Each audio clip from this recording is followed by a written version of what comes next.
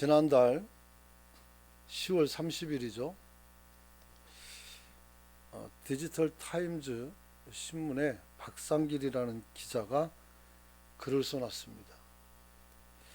지난 29일 날 저녁에 예상치 못한 참사가 일어난 서울 용산구 이태원동에 수만의 인파가 몰리게 된 원인인 헬로윈데이가 어떤 것인지를 우리에게 말해주고 있었습니다.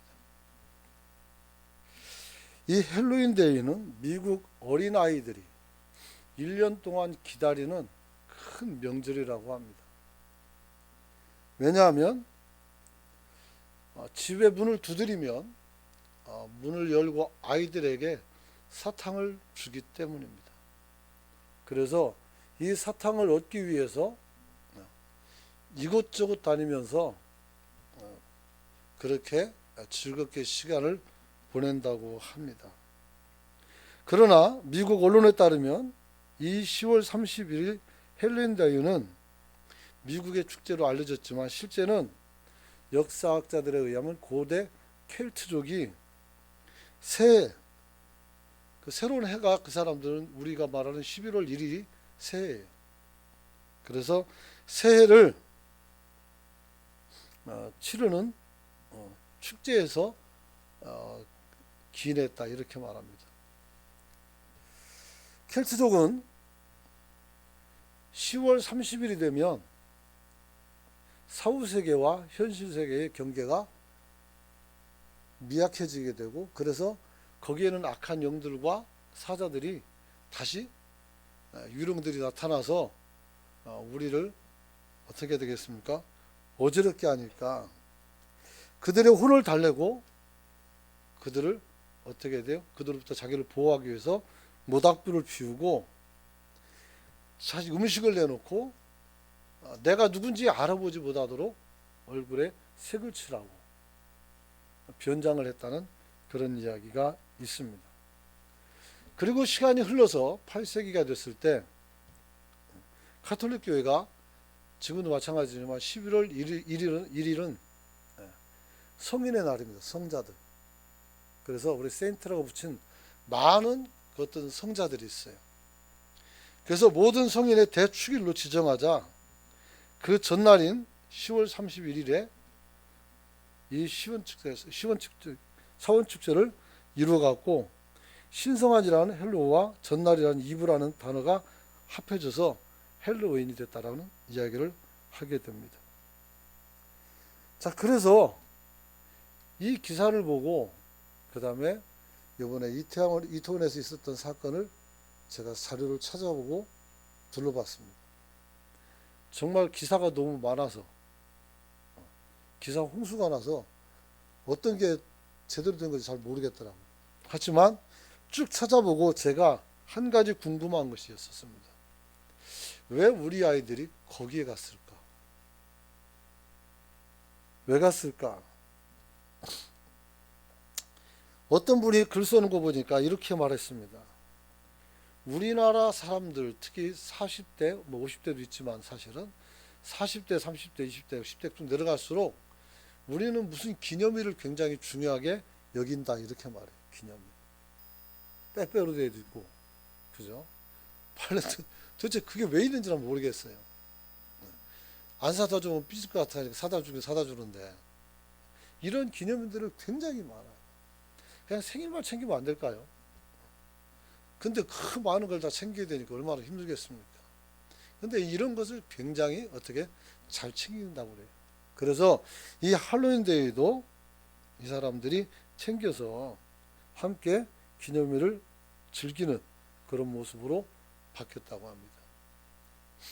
또 한 가지는 우리 그 단열교도에서도 그때 김원우 목사님 말씀하시기를 우리 젊은이들을 미전도 종족이라고 해요. 미전도 종족. 그래서 저는 무신론자라고 말하고 있고요. 그래서 목사님의 아들, 장로님의 아들, 안수 집사님 아들, 애들도 전부 다 거의 무신론으로 빠져가는. 그래서 신앙이 있는 것 같지만 막상 대화해 보면 신앙이 없는 사람들이다. 이렇게 이야기합니다. 그럼으로써 신앙이 없기에 우리 마음속에 사람들이 신앙적인 존재거든요. 그러므로 다른 것을 갖게 되는 겁니다.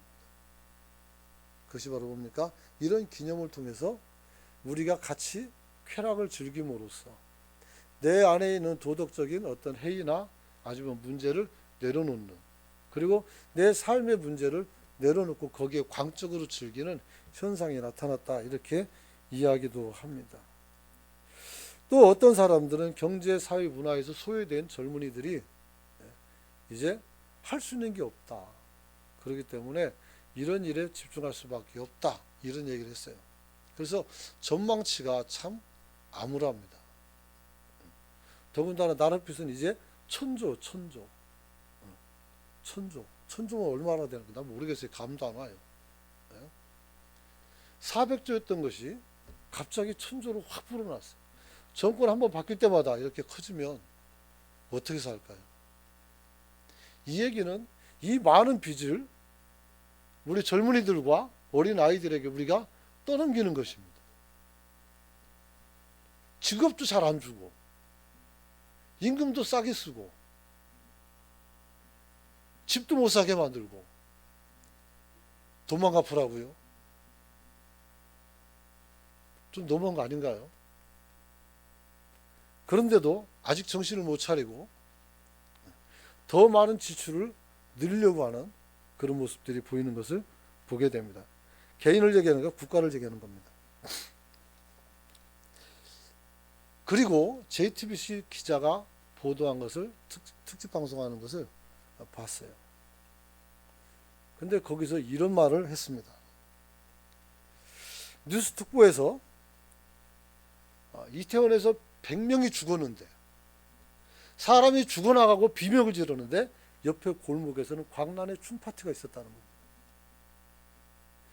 길에서 사람이 죽는데 2층에서는 술을 마시며 괴성을 지르고 있었습니다. 옥상에서까지. 만약에 그들의 소리가, 죽음의 소리가 들렸다 한들 즐거워서 외치는 비명으로 알고 아무도 관심을 갖지 않았다는 것입니다. 나는 그때 알았습니다. 이 사람들이 왜 거기에 갔는지. 사탕을 얻으러 간 것은 도둑 아닐 것이고, 왜 그들의 복장이 그렇게 험하고 그렇게 부끄러운 복장을 가지고 있었는지. 그래서 외국 신문에서 그렇게 나와요. 한국에서 할로윈 대회는 사탕을 얻는 그런 명절이 아니라 바에 춤추러 간다는 거예요. 광란의 파티를 즐기기 위해서 간다는 거죠. 제주에서도 오고 부산에서도 올라가고, 부산 사람은 죽은 사람은 없어요. 전국에서 올라왔어요. 심지어는 해외에서도 오고. 왜 갔을까요? 여러분, 그들은 옆에 사람들이 죽어갈 때도 여전히 환호하고 있었고 즐거워하고 있었습니다. 앞에서는 사람이 죽어가고 뒤에서는 놀고 있고.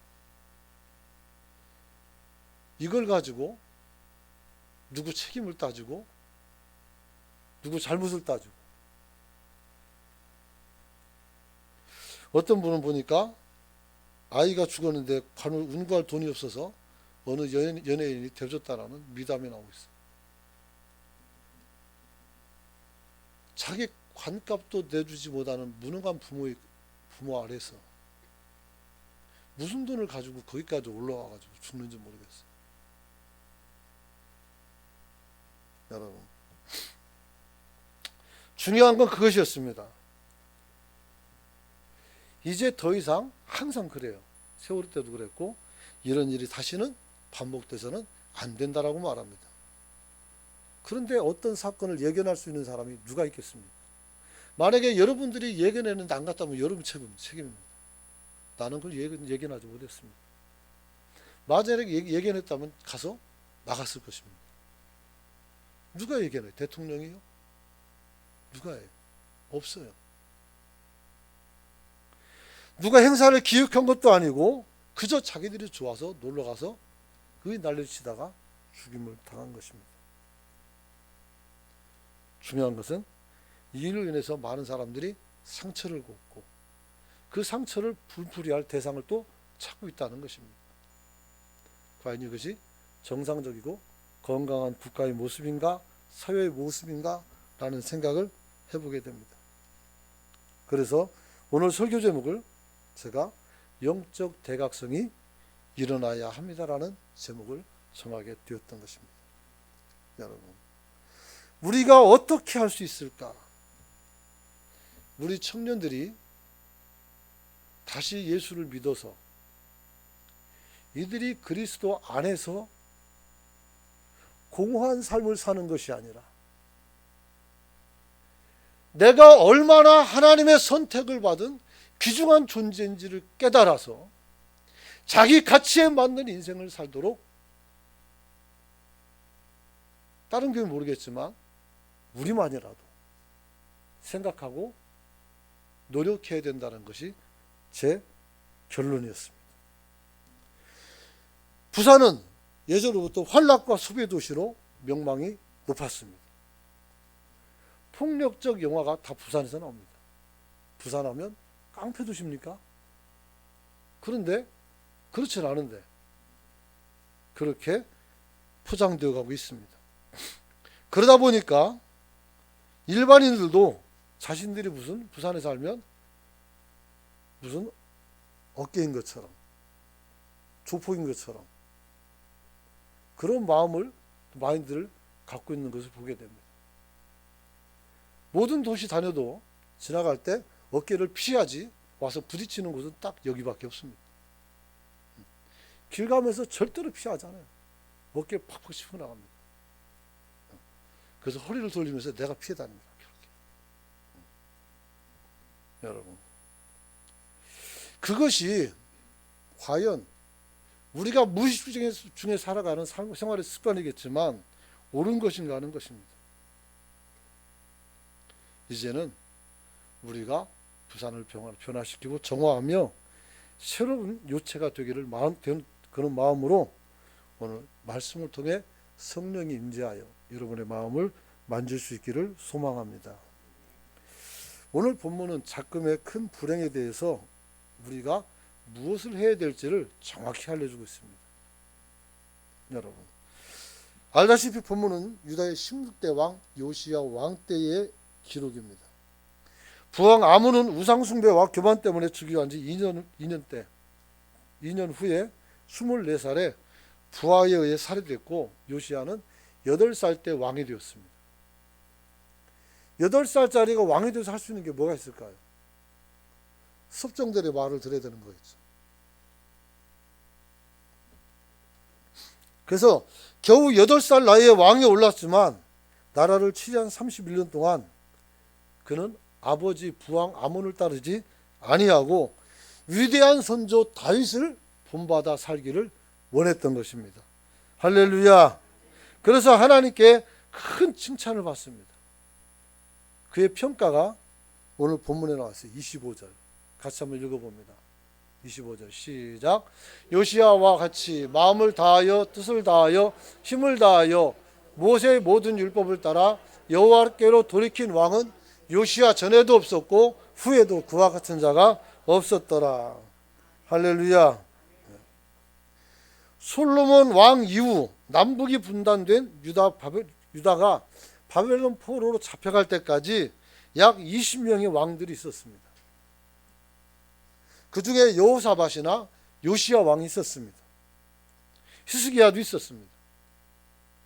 그런데 그 중에서 가장 다윗과 근접해 있는 왕은 바로 요시야였던 것입니다. 여러분, 오늘 성경은 많은 왕들 중에서 요시야를 가장 훌륭한 왕으로 칭찬하고 있다는 것을 눈여겨봐야 됩니다. 왜 그랬을까요? 그는 영적 대각성과 아울러 실천적인 개혁에 그 성공의 비밀이 있었기 때문입니다. 영적 대각성이라는 말은 잘 들으세요. 나 자신도 모르게 물들어 있는 죄악과 불의에 대한 무감각을 통렬히 반성하는, 깨닫고 반성하는 겁니다. 그리고 아울러 세상을 향한 하나님의 뜻에 대한 아주 강력한 부름에 반응을 하는 것이 영적 대각성입니다. 그냥 각성이 아닙니다. 각성은 깨닫는 거예요. 생각해가지고 내가 지금 잘못 가고 있구나, 이걸 깨닫는 거예요. 세상 모든 젊은이들이 게임에 몰두하고 있고 모든 젊은이들이 꿈이 없다고 하지만 야, 이거 정말 잘못됐구나, 나라도 깨야 되겠다, 이게 각성이에요. 그런데 영적이 붙으면 어떻게? 하나님의 뜻을 아는 거예요. 그래서 하나님의 뜻이 무엇인지를 알아서 하나님이 나를 어떻게 사용하실지를 어떻게 해야 돼요? 깨닫고 거룩한 부담을 가지고 오늘을 벗어나 새로운 내일을 살아가는 것입니다. 오늘 이 시대의 젊은이가, 오늘 이 시대의 젊은 아이들이 지속적으로 무기력으로 빠져들어간다면 의미가 없는 겁니다. 우리 아이들이 왜 결혼해서 아이를 안 낳습니까? 어떻게 키울지 모르겠어요. 우리 아버지, 어머니처럼 살 자신이 없을 수도 있습니다. 아이들한테 말합니다. 너희는 나를 추월해라. 내가 석사까지 했으니까 넌 박사까지 해라. 아무도 대답을 안 합니다. 나는 교회 청년들에 두고 말합니다. 나를 넘어섰으면 좋겠다. 내가 우리 교회 최고학력자가 되는 거 싫다. 더 뛰어넘어라. 바로 아멘. 아무도 안 차나요. 아무도 대답을 안 해요. 대답을 안 해요. 여러분, 우리가 어떻게 하면 이런 대각성을 이루고 세상 속에서 정말 살아있는 그리스도인으로서 살아갈 수 있을까 하는 것입니다. 세 가지 말합니다. 첫째는 우리의 대각성은 우리가 다시 교회 중심의 신앙을 회복할 때 이루어지는 줄 믿으시기 바랍니다. 할렐루야. 두 번째, 우리의 대각성은 진실로 모든 입장을 내려놓고 하나님만 신령과 진정으로 예배하는 신앙을 회복할 때 가능해집니다. 마지막으로는 우리의 대각성은 성경을 통해 하나님의 뜻을 분별하고 자신을 돌아볼 수 있을 때 우리가 각성이 이루어질 수 있는 겁니다. 여러분, 오늘은 제가 마음먹기를 오후 예배 없으니까 내가 조금만 더 해서 끝까지 다 해볼까 생각하고 있어요. 그러나 혹 안 된다면 반으로 잘라야 될 것 같아요. 시간이 벌써 40분이에요. 그래서 두 번 나눠 듣기는 좀 그렇지만 그래도 나누어두면 나누는 한이 있더라도 제대로 여러분들에게 빼지 않고 설교를 하고 생각을 하고 있습니다. 자, 첫 번째, 대각성은 우리가 다시 교회 중심의 신앙을 회복해서 빛이 되어 세상에 나가야 되는 줄 깨달으시길 축원합니다. 자, 여기서 우리 교단의 핵심 로고가 들어있어요. 교회 중심. 사실은 이렇습니다. 하나님 중심, 교회 중심, 성경 중심입니다. 성경 중심이 앞으로 가기도 합니다. 그래서 하나님, 성경, 교회입니다. 근데 왜 교회 중심만 얘기하냐? 교회 오면 그게 다 있으니까 얘기하는 거예요. 세 가지 이런 것보다 한 가지만 외워도 되잖아요. 그래서 교회에 오셔서 이곳에서 하나님의 말씀을 듣고 하나님의 계심을 여러분이 체험하고 여러분의 마음과 생각에 복음의 빛을 담아서 세상을 밝히는 그런 능력의 종들이 되시길 축원합니다. 여러분, 헬론이 무서운 것은 해골과 각종 흉측한 탈바가지를 뒤집어 쓰고 그게 악령을 예비하는 행위인지도 모르며 그 악령이 원하는 악을 마음껏 양심에 구애 없이 저지를 수 있다는 것입니다. 상대가 누가 되든 상관없어요. 마음껏. 여러분, 우리는 교회에 돌아와서 그 가면을 벗어낼 수 있기를 축원합니다. 하나님은 탈바가지를 뒤집어 쓰고 있어도 네가 누군지 압니다. 너희 놈 본단 말이에요. 여러분, 그러므로 우리는 가면을 쓰고 자기를 감추고 저지르던 모든 범죄에서 벗어버리고 더럽혀진 우리의 마음을 성전을 수리하듯이 수리해야 됩니다. 우리 마음은 하나님이 영입하는 성전이라고 했어요. 이 성전을 수리할 수 있기를 축원합니다. 22장 3절로 6, 7절 보면 오늘 요시야가 8번째 해에, 즉 8년 됐을 때 18살이네요. 서기관 사반을 성전에 보내서 어떻게 대제사장 hil기야에게 말합니다. 그래서 돈을 계산해서 성전 감독자들에게 맡겨서 성전을 부수어진 것을 수리하게 하라. 이렇게 말합니다. 이 5절에. 그리고 돈을 줘서 어떻게 돼요? 그 성전을 수리하게 하고 그들에게 돈을 지불하는 후에 가감하지 말라 했어요. 왜냐하면 그들이 진실한 사람들인 걸 알았기 때문에. 그래서 그들이 진실하게 행했다. 이렇게 말합니다. 사랑하는 성도 여러분, 우리는 청년은 아니지만 이태원엔 가진 않았지만 엄밀히 따지면 우리도 많은 가면을 쓰고 있는 것은 사실입니다. 여기서는 목사의 가면을 돌아가가지고 흉측한 다른 가면을 쓰고 있다면 어떻게 되겠습니까? 이리가 양의 탈을 쓰고 왔으면 양처럼 행동하겠지만 양이 이리 탈을 쓰면 어떻게 돼요? 이리처럼 행동하게 되는 거예요. 여러분, 이제 그만 탈을 벗어야 됩니다. 목사라는 어떤 가면을 벗어야 돼요. 장로라는 가면도 벗고 안수집사라는 가면도 벗고 권사라는 가면도 다 벗고 내가 하나님 앞에 설 수가 있어야 됩니다. 사람들이 어떻게 보든 그건 나중 문제예요. 내가 하나님 앞에서 누구냐라는 걸 발견해야 돼요. 여러분, 우리의 신앙의 본질을 내가 알아야 됩니다. 그리고 내가 가지고 있는 신앙의 본질이 스탠다드라고 생각하지 마세요. 하나님의 뜻과 맞추어가는 저와 여러분이 되시길 축원합니다. 여러분, 즉 유연하게 하나님의 뜻을 구분하고 여러분이 거기에 맞춰서 대처하라는 것입니다. 하나님께서 예수님을 우리에게 보내신 것은 딱 한 가지입니다. 저와 여러분을 구원하시기 위함인 줄 믿으시기 바랍니다. 그런데 사람들은 귀신을 쫓아내는데 열심을 냅니다. 사탄아 물러가라고 말합니다. 물론 사탄이 우는 사자처럼 어떻게 해야 돼요? 삼킬 자를 찾는다는 거예요. 사탄도 참 고생이 많아요. 그렇잖아요? 삼킬 자를 찾느라고. 우리는 안 잡아먹히려고 막 난리지게 해요. 그런데 아십니까? 우리는 거기에 신경을 쓸 필요가 없다는 것. 하나님께서 우리를 구원하신 것은 귀신을 쫓아내기 위함이 아닙니다. 우리가 병자를 고침도 위함이 아닙니다.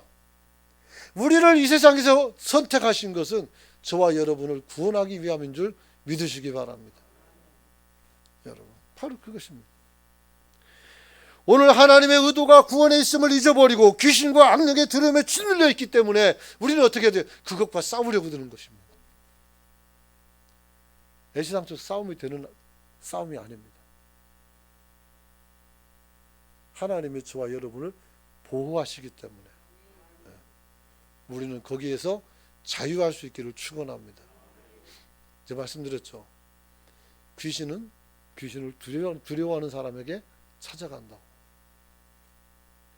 1억씩이나 된 돈을 들여서 굿을 왜 합니까? 그 귀신이 두려운 거예요. 사람의 두려움을 이용해서 돈을 버는 것이죠. 두려워 말라, 놀라지 말라. 나는 너의 하나님이니라. 할렐루야. 여러분, 우리도 청년들 많은데 시대가 어둡다고 두려워하지 마세요. 우리에게 정말 안 좋은 시대를 넘겨준다고 해도 놀라지 마십시오. 하나님이 어디 가셨습니까? 하나님 여기에 그대로 계십니다. 여기에 그대로 계신 줄 믿습니다. 그러므로 청년들이요, 교회에 나와서 하나님을 만나고, 여러분들이 그냥 교회를 왔다 갔다 하는 시계추 같은 성도가 되지 말고 할 일거리를 찾으세요. 청년 예배 들어가고 사회 봉사하고 활동하세요. 여러분이 해야 될 일이 얼마나 많이 있는지 모르겠습니다. 컴퓨터 모니터 앞에 앉아서 아침 먹고 게임하고 점심 먹고 게임하고 저녁 먹고 게임하고 자다가 일어나서 게임하지 말고 이제는 나오셔서 하나님을 만날 수 있기를 축원합니다. 축원합니다. 여러분, 예수님은 귀신을 물리치고 병자를 고친 건 맞습니다. 그러나 그것을 위해서 오신 것이 아니라 저와 여러분을 구원하기 위해서 십자가에 달려 죽었다는 사실을 절대 잊어서는 안 됩니다. 사단은 우리로 하여금 정신을 분열시킵니다. 야, 귀신 들렸잖아, 저거부터 고쳐야지. 저 누가 아프잖아, 거기다 마음 써야지. 물론 누가 아프면 마음 쓰고 위로해야 되겠죠. 그러나 목사 본연의 목적은 어떻게 해야 돼요? 여러분을 천국으로 이끌어가는 거예요. 여러분들도 여러분의 목적은 하나님께 구원받아서 주님 나라에 들어가는 것입니다. 거기에 뭔 직분이 있고 거기에 무슨 이유가 있고 거기에 무슨 명분이 있어야 됩니까? 그런 건 필요 없습니다. 하나님의 그냥 은혜입니다. 할렐루야. 그것만 생각해야 돼요. 그것만. 11월 20일 날 추수감사주일에 오후에 음악회를 하려고 그래. 기아대 끼고 같이. 밖에 보면 팜플렛 하나 세워놨죠. 우리 교회에서 입양해야 될 어린아이들 중에 하나예요. 그 아이들에게 우리가 자매결혼을 맺어서 그 사람 돌봐야 된다니까 10만 원, 20만 원 하지 말고 한 달에 10,000원, 조금 5,000원이라도 하면 됩니다. 그래서 그 아이들과 내가 연관되고 그 아이를 위해서 기도하고 그렇게 하는 거예요. 여러분들이 이 일이 별거 아닌 것 같지만 정말 대단한 일이에요. 우리에게는 별일 아니에요. 어쩌면 귀찮은 일일 수도 있어요. 하지만 그 아이에게는 어떻게 생명이 존립하느냐 그렇지 않느냐의 문제일 수도 있어요. 교회는 그런 걸 해야 돼요. 할렐루야. 할렐루야 할 때 대답하지 말고 미리 대답하시면 내가 안 해도 돼요. 여러분, 오늘 내가 가지고 있는 율법이나 신앙관이 하나님을 잘 예배하고 우리가 우리의 신앙을 더 고결하고 아름답게 갖추기 위한 것이라 할지라도 주님이 일하시는 것에 걸림이 돼서는 안 될 줄 믿으시기 바랍니다. 밀밭 사이로 안식일 날 지나갈 때 제자들이 어떻게 돼요? 배가 고파서 이삭을 잘랐습니다. 그리고 그것을 비벼서 먹었습니다. 그러자 바리새인들이 대번에 문제를 겁니다. 왜 안식일인데 너네들은 이걸 먹었느냐 묻는 거예요. 내가 거기 있었으면 이렇게 말했을 겁니다. 배고프니까. 그잖아요. 배고프니까 먹지 배부른데 왜 먹겠습니까? 시상한 거예요. 여러분. 그러나 중요한 것은 이 율법사들에게 의해서 그들 입장에서 보면 안식일 날은 먹기 위해서 일해서는 안 돼요. 왜? 하나님을 예배하기 위해서. 하나님을 온전하게 예배하기 위해서. 그렇기 때문에 타인들에게도 그걸 가리키고 요구하는 거예요. 왜? 하나님을 잘 예배하려고. 그래서 뭐라고 말합니까?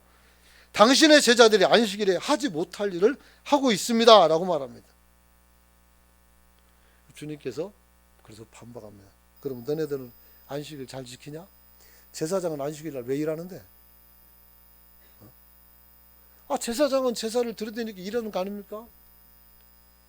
예외가 있다는 거죠. 결국은 한번 따라서 합시다. 예외가 있다. 예외가 있는 거예요. 고지식하게 살지 말란 말이에요. 그래서 말합니다. 제사장이 성전 안에서 안식일을 범하여도 죄가 없음을 너희가 율법에서 못 읽어봤냐라고 물어봤어요. 그리고 하는 말이 인자는 안식일의 주인이다 이렇게 말해요. 지금 이 사람들은 내가 안식일 주인인 내가 여기 있다는 거예요. 그리고 그것도 허락하는데 네가 왜 말이 많냐 이 말이에요. 안식일에 손 마른 자를 고쳤을 때도 따지고 들었어요. 안식일 잘 지켜야 되죠. 그러나 거기에 너무 매몰되면 하나님의 일을 가늠막을 수도 있습니다. 그러므로 하나님이 지금 어떻게 일하는지를 잘 살펴볼 수 있는 성도가 되시길 축원합니다. 축원합니다. 우리가 하나님 앞에서 사람을 용서하고 사람을 사랑해야 될 이유가 무엇입니까? 이 세상에서 사람보다 귀중한 것이 없기 때문입니다. 이걸 믿습니까? 어떤 다이아몬드보다 사람이 더 귀중합니다. 어떤 일보다 사람의 생명이 더 귀중합니다. 그 생명을 지키는 그것이 신앙인 줄로 믿으시기 바랍니다. 그 지키는 거예요. 여러분, 우리는 용서하지 않고 법으로 또 아니면 율법으로 사람을 정죄하려고 하지만 주님은 말씀합니다. 너희가 누군가를 미워하면 살인자다. 네가 누군가의 음욕을 품었으면 너는 간음한 자다. 이렇게 말씀합니다. 율법은 여기까지는 손을 못 대요. 우리 주님은 그 양심에까지도 손을 대고 이야기하는 것입니다. 그까지 밀 조금 먹는 것이 뭐가 문제가 되겠습니까? 오늘 주님이 내 앞에 있고 그 주님의 말씀을 받아들이고 내가 배우고 익히는 일이 더 중요한 거 아니겠습니까? 여러분, 오늘 주님 앞에서 바로 사는 성도가 될 수 있기를 축원합니다. 우리 방식대로 하나님을 상상하고 하나님께 우리 지식과 방식을 앞세워서 예배하는 것은 우상숭배입니다. 하나님은 하나님이 원하는 방식으로 해야 됩니다. 그래서 예배에 대해서 여러분들이 막 이것도 좋고 저것도 얘기할 수 있어요. 하지만 그냥 만들어진 것은 아니라는 겁니다. 하지만 우리가 같은 마음으로 신령과 진정으로 하나님께 나갈 수 있는 예배를 드려야 됩니다. 할렐루야. 그게 중요해요. 전교조에는 크리스찬이 없을까요? 국회에는 크리스찬이 없습니까? 시민단체에도 크리스찬이 없습니까? 법조계는요? 크리스찬이 없습니까? 있어요. 있는데 왜 이 사람들은 정치 집단화를 이루었을까요? 이 사람들은 신앙 집단이 아니라 왜 정치 집단이 되었을까요? 심지어는 교회도 진보를 대변하는 교회가 있고 보수를 대변하는 교회가 있어요. 여러분, 도대체 이들 교회에서는 무슨 말을 할까요? 또 교인들도 진보적인 교인이 있고 보수적인 교인들이 있습니다. 여러분들은 도대체 무슨 생각을 가지고 있습니까? 태극기 집회 나갈까? 윤석열 반대 집회 나갈까? 여러분은 도대체 뭐 하고 있는 겁니까? 여기는 예배의 장소예요. 여기는 하나님의 임재의 장소예요. 우리는 여기서 하나님의 말씀이 증거되고 그 말씀으로 사는 시간이에요. 여기에서 무슨 정파가 있어요? 잘 생각해 보십시오. 교회는 하나님의 말씀이 증거되는 곳입니다. 거기에서 왜 정부를 대변하고 왜 또 반대파를 대변하려고 합니까? 여러분들의 신앙이 그 여러분이 가지고 있는 정파적 욕심과 어떤 연관관계가 있습니까? 우리나라가 좌파로 바뀌면 예수님 모시나요? 우파로 바뀌면 예수님 모시나요? 하나님 말씀 들을 때 우리에게 오는 겁니다. 할렐루야. 여러분이 성향이 어디든 무엇이든 상관없습니다. 하지만 여기서는 하나님 말씀을 듣고 올바로 세워지기를 축원합니다. 그래야 되는 겁니다. 그러므로 하나님을 자신의 정치 신념대로 구정하고 하나님의 사역을 변질 왜곡 제한하는 모든 것들은 하나님의 이름을 더럽게 하고 하나님의 버리고 우상 숭배와 같은 것입니다. 성경은 세 가지 하나님의 이름을 더럽히는 것을, 욕되게 하는 것을 말합니다. 첫째는 로마서 2장 23절 24절 말씀입니다. 같이 한번 읽어봅니다. 로마서 2장 23절 24절 시작. 율법을 자랑하는 내가 율법을 범하로 하나님을 욕되게 하느냐? 기록된 바와 같이, 4절 시작. 기록된 바와 같이 하나님의 이름이 너희 때문에 이방인 중에서 모독을 받는도다. 율법을 자랑하는데 도대체 왜 그 율법을 니는 표만 범하느냐 이건. 율법이 있어야 되는 이유는 하나님을 영화롭게 하기 위함입니다. 그런데 그걸 하나님을 핍박하고 예수를 죽였단 말이에요. 주의 종들을 핍박하고. 이게 아닌데 뭐가 들어가 있습니까? 민족주의, 정파적 이익이 들어가 있는 거예요. 그러므로 그 좋은 율법이, 하나님이 우리에게 주신 법이 어떻게 돼요? 우리를 죽이는 도구로 변질된 것입니다. 오늘 다시 우리 복음을 순수하게 되돌려 놓기를 축원합니다. 축원합니다. 신분과 사회 질서를 파괴하거나 왜곡함으로 하나님을 욕되게 할 수 있습니다. 디모데전서 6장 1절에 보면 물은 멍에 아래 있는 종들은 자기 상전들을 범사에 마땅히 공경할 자로 알지니 이는 하나님의 이름과 교훈으로 비방받지 않게 하려 함이라, 이렇게 말씀했습니다. 사회 질서를 파괴할 수 없어요. 각종 지도자들을 하나님이 세워놨고 우리는 어떻게 해야 돼요? 그 질서 안에서, 그 법 안에서 바르게 살아야 돼요. 나는 도둑질하고 대접합니까? 죄는 안 받으려고. 잘못된 거죠. 여러분, 그래서 오늘 이들이 모든 질서를 파괴하고 왜곡하면 하나님께서 어떻게 돼요? 비방을 받는다. 비방을. 교회들이 비방을 받아요. 세 번째는 오늘 여기까지 겁니다. 여기까지 할 겁니다. 한번 따라서 합시다. 회개하지 않으면 하나님을 욕되게 합니다. 요한계시록 16장 9절 같이 한번 읽어봅니다. 시작. 사람들이 크게 태움에 태워진지라 이 재앙들을 행하는 권세를 가진 하나님의 이름을 비방하며 또 회개하지 아니하고 주께 영광을 돌리지 아니하느니라. 여러분, 이 재앙을 행하는 하나님 앞에서 어떻게 돼요? 영광을 돌리지 않아요. 회개하지도 않고. 말씀 마칩니다. 사랑하는 성도 여러분,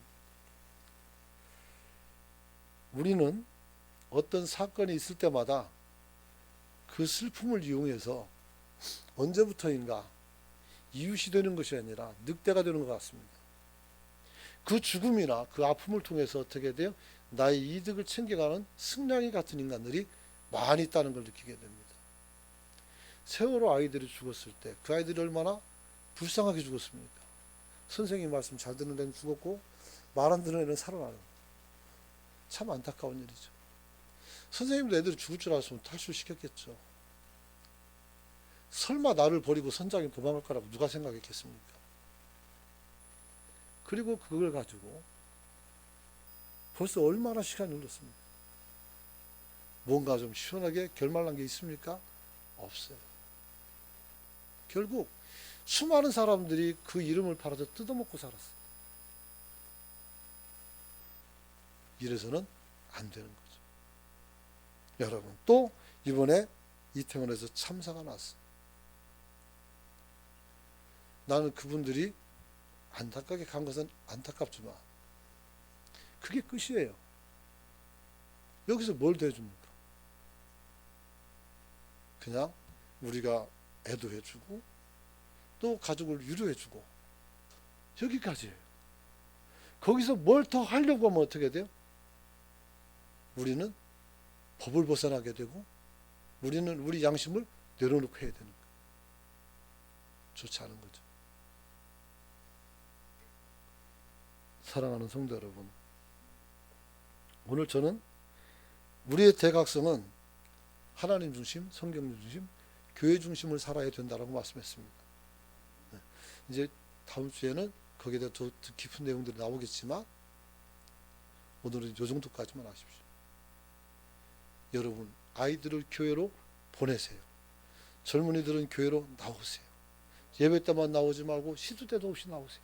나와서 어떻게 기도도 하고, 그 다음에 뭐가 좀 잘못됐으면 고쳐놓기도 하고, 또 그렇게 하시고, 그 다음에 또 교회에서 여러분들 어디를 보낼 때 여러분들이 가서 보고 배우고 익히고 돌아오셔서 교회의 훌륭한 동량으로 성장해 줄 수 있기를 축원합니다. 전도를 해도 여러분들이 열심히 하시고, 다른 청년들에게도 여기 길이 있다라고 말해주세요. 다른 곳엔 길이 없습니다. 오직 하나님만이 우리의 길입니다. 여기서 각성하고, 여기서 새롭게 깨어나서 우리 젊은이들이, 또 우리 교인들이 이 시대를 밝히는 빛과 같은 그런 성도가 되기를 소망하는, 우리가 함께 이를 듣고 주님 앞에 주여 외치고 기도하기를 원합니다. 같이 기도합니다. 주여, 이 땅에 살아갈 때에 아버지, 우리가 아버지 하나님이여 이 세상 가운데서 불이